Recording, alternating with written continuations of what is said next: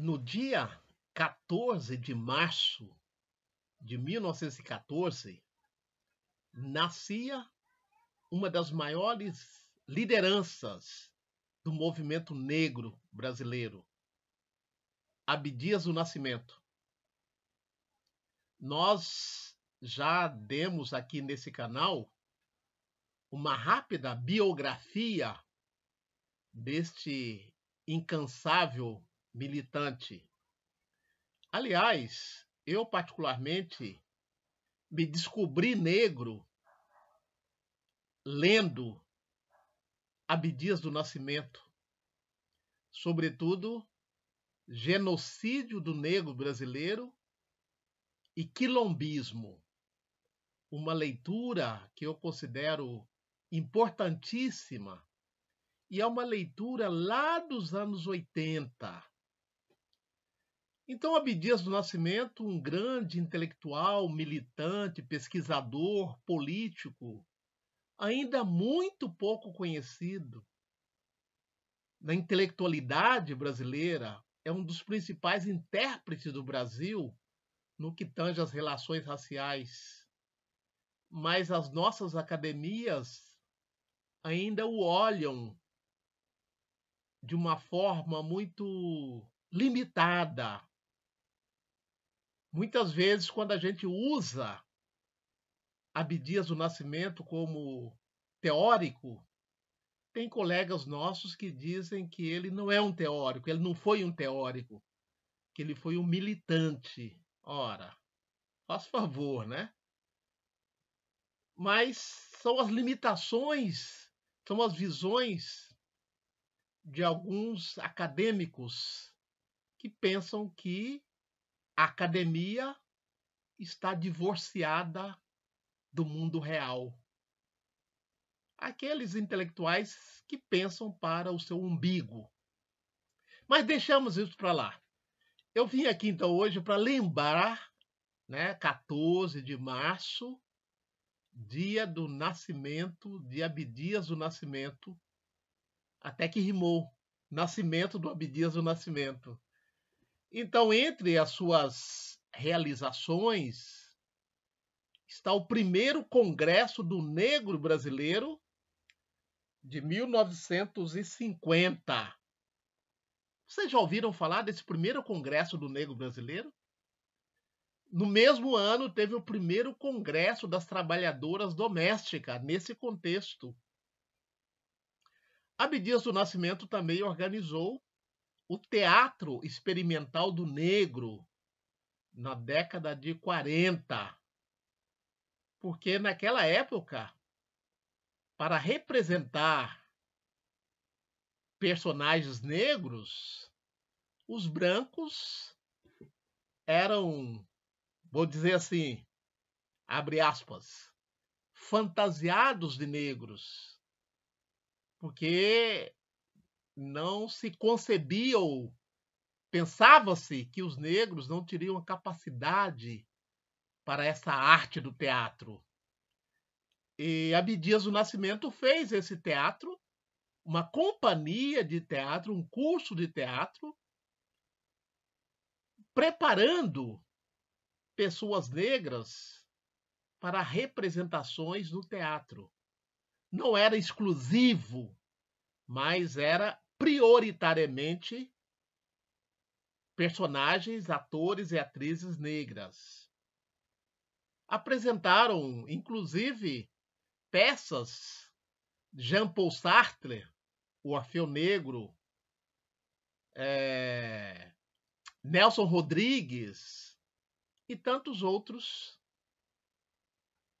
escritores intelectuais do teatro, das crônicas, da vida intelectual brasileira. O próprio Abdias do Nascimento também escreveu as suas peças. Então eu quero lembrar vocês, por exemplo, que nesse jornal, organizado por Abdias do Nascimento, Quilombo, Vida, Problemas e Aspirações do Negro. O Quilombo foi um jornal que circulou no final de 1949 até início dos anos 50. Foram aproximadamente 10 edições, creio que não tenha passado disso, onde veiculava, como se diz no título, os anseios da população negra, numa época em que os negros apareciam, não muito diferente de hoje, geralmente nas páginas policiais. Então, esse jornal era um veículo dando uma visão positiva da população negra. Um pouco depois, o que fez a revista Raça Negra, ou Raça Negra Brasileira, no final dos anos 90, início dos anos 2000. Eu mesmo utilizei muito dessa revista para resgatar a baixa autoestima de estudantes negros quando eu trabalhei no ensino médio. Não sei se essa revista ainda está em circulação, mas era uma revista que mostrava a população negra num outro patamar, num outro lugar social, que não só das páginas policiais, como mostravam e mostram cotidianamente a imprensa tradicional, dizemos assim. Então, esse jornal, O Quilombo, trouxe toda a programação do primeiro Congresso do Negro Brasileiro. Então, aqui eu vou ler uma edição que fala dessa programação. Estava próximo ao acontecimento do primeiro Congresso do Negro Brasileiro. Então, vou começar a leitura. Primeiro Congresso do Negro Brasileiro. O interesse solicitado pelo importante conclave, solidariedade, a iniciativa do Teatro Experimental do Negro. Estão chegando numerosas adesões ao primeiro Congresso do Negro a realizar-se em fins de agosto do corrente ano, 1950. Este conclave, pelo teor das teses que deverão ser apresentadas, será um acontecimento sem precedentes na vida do país. Da França chega-nos comunicação de que o escritor Alone Diop, diretor da revista Présence Africaine, Presença Africana, deverá participar do congresso. O antropólogo Charles Van Wagley, da Universidade de Colômbia, nos Estados Unidos, está preparando uma tese sobre o negro na Amazônia. Um outro professor americano, Frank Goldman, contribuirá com estudos sobre a estrutura social do footing em São Paulo. O senhor Luiz da Câmara Cascudo, com a sua equipe do Rio Grande do Norte, contribuirá com vários estudos. O professor Roger Bastide está coordenando os trabalhos em São Paulo. Da capital bandeirante são esperados contribuições de várias associações de homens de cor, como também de cientistas e estudiosos, como o eminente professor Fernando de Azevedo, os professores Florestan Fernandes, Alceu Mainardi Araújo, Antônio Cândido e senhora, Virgínia Bitudo, Horaci Nogueira, Rosiline Tavares, Edgar Santana, Geraldo Campos, Luiz Lobato, jornalista Fernando Góes, José Correia Leite e outros. Temos comunicação de que participarão também do congresso Charles de Azevedo, professor de antropologia da Faculdade de Filosofia da Bahia, Darwin Brandão, João Calazans, Dante Lantaiani, Melo Moraes, Elza Soares e o professor Arthur César Ferreira Reis, que está preparando um volumoso estudo.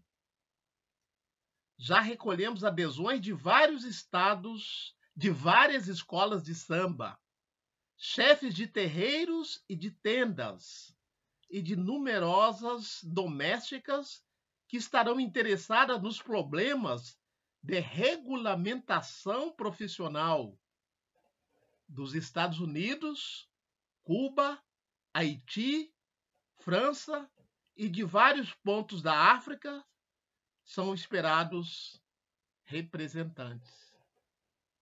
Então, este foi o primeiro Congresso do Negro Brasileiro. Aliás, uma chamada, um anúncio para o primeiro Congresso do Negro Brasileiro, expondo os intelectuais, as pessoas que fariam parte desse congresso. Mais à frente falam das suas temáticas. E é importante notar aqui que em 1934 foi realizado no Recife o primeiro Congresso Afro-Brasileiro, em 34. Em 37, o segundo Congresso Afro-Brasileiro, na Bahia. Mas em 1950, a tonalidade muda. Primeiro Congresso do Negro Brasileiro, trazendo para a discussão não só aspectos culturais, religiosos, mas aspectos sociais, como a situação das trabalhadoras domésticas, como a questão dos favelados, como a questão da criança de rua, que era chamada de criança abandonada. Então, trazendo para o debate as questões do negro brasileiro contemporâneo, questões que ainda hoje não foram solucionadas.